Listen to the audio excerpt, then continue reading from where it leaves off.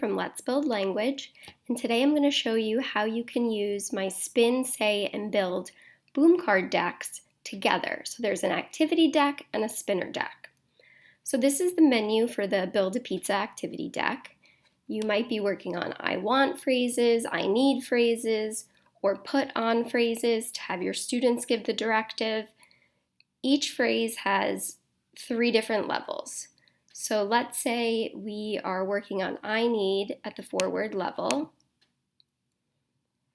If you want, the student could listen to a directive or choose what they want to put on, but we can introduce the spinner deck to add some fun. So this is not an actual spinner, but the randomization is going to give the student a random new item to put on next each time they press the spin button. Okay, so now I go back to my deck in the other tab. What do you need? I need the sauce, so we're going to get the sauce and put it on the pan. Then I could go back to my other tab and spin again. Now I get to choose. The other option is to have the boom cards open in a separate window of the same browser. So you could have the spinner